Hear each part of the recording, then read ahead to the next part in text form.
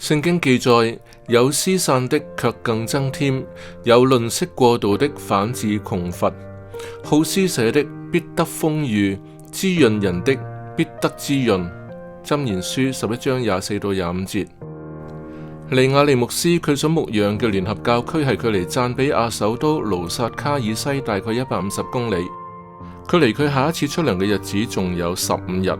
但係佢嘅銀包得返10蚊美金。咁有朝早，佢最好嘅朋友嘅媽媽向佢求助，以解佢燃眉之急。佢心想自己依家嘅經濟真係非常之唔掂噃，但係佢喺心情沉重嘅時候，拎住最尾個10蚊美金喺度糾結，要相信上帝將他人嘅需要放喺首位定係點呢嘅時候，佢決定相信上帝嘅供應，就將最後嗰10蚊美金交出去，並且微笑咁樣送佢走。